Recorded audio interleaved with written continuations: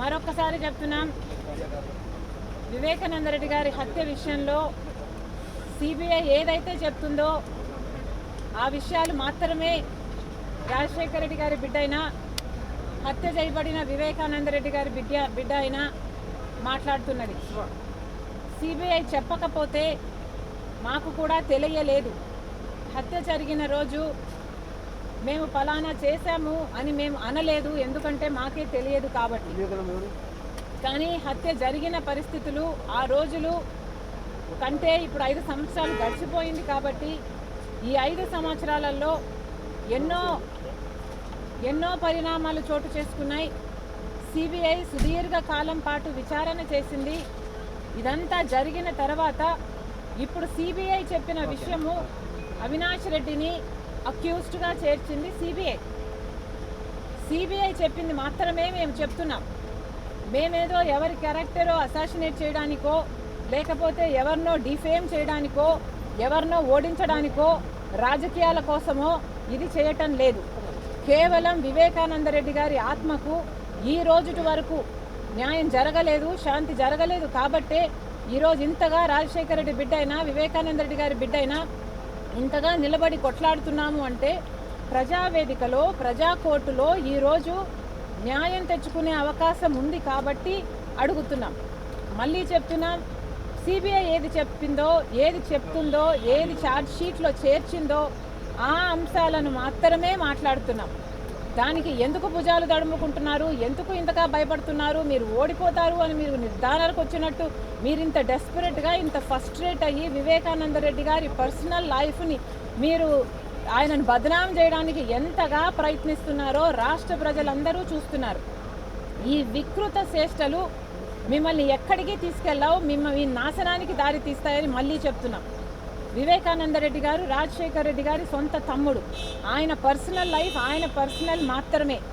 పర్సనల్గా ఆయనని ఇట్లా టార్గెట్ చేసి ఆయనని క్యారెక్టర్ అసాసినేట్ చేయడం అన్నది దారుణం. మళ్ళీ చెప్తున్నాం, వివేకానంద రెడ్డి గారి పర్సనల్ లైఫ్ గురించి ఎమ్మెల్సీగా ఆయనను మీరు పోటీలో, వైసీపీ పోటీలో నిలబెట్టినప్పుడు కూడా మీకు తెలుసు. వివేకానంద రెడ్డి గారి పర్సనల్ లైఫ్ గురించి, అవినాష్ రెడ్డి గారి కోసము ఆయన ఆఖరి నిమిషం వరకు తిరుగుతున్నప్పుడు కూడా మీకు తెలుసు. అప్పుడు అడ్డురాని పర్సనల్ లైఫ్, అప్పుడు మీకు అభ్యంతరం లేని పర్సనల్ లైఫ్, ఇప్పుడు ఎలక్షన్లు వచ్చాయి, రాజశేఖర రెడ్డి బిడ్డ, వివేకానంద రెడ్డి బిడ్డ ఆయన న్యాయం కోసం తిరుగుతున్నారు అని ఇప్పుడు మీరు ఇంత భయంకరంగా ఆయనను బద్నాం చేయడానికి చూడడము అన్నది దారుణం. మళ్ళీ చెప్తున్నాం, ఆయన ప్రజాసేవలో బతికిన మనిషి, నెలకు 27 రోజులు బయట జనం మధ్య బ్రతికిన మనిషి. అలాంటి మనిషిని పట్టుకొని ఇంత దారుణంగా మాట్లాడడము సమంజసం కాదు, ఏమాత్రం కాదు. చనిపోయిన వ్యక్తి, సంజాయిషి ఇచ్చుకోలేని వ్యక్తి గురించి ఇంత దారుణంగా ఆయనను బద్నాం చేయడము, డిఫేమ్ చేయడము ఇది ఎవరికీ తగదు అని మళ్ళీ చెప్తున్నాం. అంతేకాదమ్మా, ప్రతి ఒక్కరూ గుర్తుపెట్టుకోవాల్సిన విషయం ఏమిటంటే పబ్లిక్ లైఫ్లో ఉన్న వాళ్ళు పబ్లిక్ సర్వెంట్సే. మేమందరము పబ్లిక్ సర్వెంట్స్గా పనిచేయాలనే వచ్చాము. కానీ పబ్లిక్ సర్వెంట్స్గా ఉండడం మాకు ఇష్టమే, కానీ మేమేదో పబ్లిక్ ప్రాపర్టీ అయినట్టు, పబ్లిక్ టాయిలెట్స్ అయినట్లు ట్రీట్ చేస్తే మాత్రం ఇది సరి కాదు. మళ్ళీ చెప్తున్నాం, వైసీపీకి, వైసీపీ మూకలకి, వైసీపీ గుండాలకి, వైసీపీ నాయకులకి, మొత్తం అందరికీ చెప్తున్నాము, ఇది తగదు. వివేకానంద రెడ్డి గారిని పర్సనల్గా టార్గెట్ చేయడము తగదు. థ్యాంక్ యూ అమ్మా, థ్యాంక్ యూ. ఓటింగ్ కోసము అని ఎట్లా అంటారు అంటున్నాం. మేము మళ్ళీ అదే చెప్తున్నాం. ఇప్పుడు ఎలక్షన్లు వచ్చాయి, 5 సంవత్సరాల వరకు ప్రజా తీర్పు వచ్చే అవకాశం లేదు. కానీ ఇప్పుడు అవకాశం ఉంది కాబట్టి ప్రజా తీర్పులో అవకాశం మేము తెచ్చుకునే ఛాన్స్ ఉంది కాబట్టే ఈరోజు ప్రజా కోర్టుకు వచ్చింది రాజశేఖర రెడ్డి బిడ్డ అయినా, వివేకానంద రెడ్డి బిడ్డ అయినా. అందులో తప్పేముంది అని అడుగుతున్నాం. న్యాయంగా సిబిఐ తన పని తను చేసుకొని కర్నూలులో సిబిఐ అవినాష్ రెడ్డిని అరెస్ట్ చేయడానికి వస్తే న్యాయంగా సిబిఐ చేయాల్సిన పని సాఫీగా జరిగిపోయి ఉంటే జగన్మోహన్ రెడ్డి గారి తన అధికారాన్ని అడ్డేసి, జగన్మోహన్ రెడ్డి గారే రాష్ట్ర ప్రభుత్వాన్ని, పోలీసులని, ఏపీ పోలీసుని అడ్డుపెట్టి అవినాష్ రెడ్డిని కాపాడకపోయి ఉంటే, న్యాయం జరుగుంటే, ఈ కేసు ముందుకు వెళ్ళుంటే, హత్య చేసిన వాళ్ళకు, చేయించిన వాళ్ళకు శిక్షలు పడి ఉంటే ఈరోజు వచ్చే అవసరమే లేదు.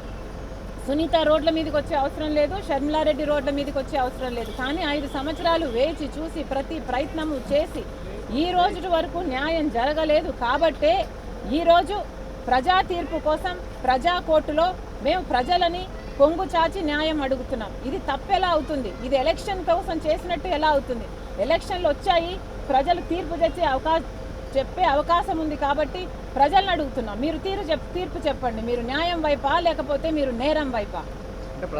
సిబిఐ ఎంత స్పష్టంగా చెప్తుంది, గూగుల్ టేక్అవుట్స్లో అవినాష్ రెడ్డి ఇంటిలోనే హత్య చేసిన వాళ్ళు అంతకు ముందు కలిశారు, హత్య జరిగాక కలిశారు. టేక్అవుట్ మ్యాప్స్లో అంత క్లియర్గా లొకేషన్ పిన్ పాయింట్ చేసి సిబిఐ ఛార్జ్ షీట్లో చేర్చింది.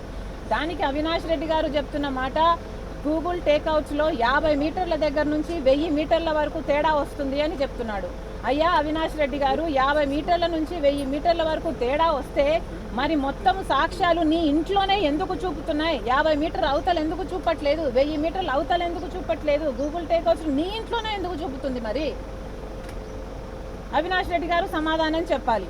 అలాగే ఫోన్ కాల్ రికార్డ్స్ ఉన్నాయి, వాళ్ళు చేసినట్టు వీళ్ళు తీసుకున్నట్టు కాల్స్ అని కూడా సిబిఐ ప్రత్యేకంగా మెన్షన్ చేయడం జరిగింది.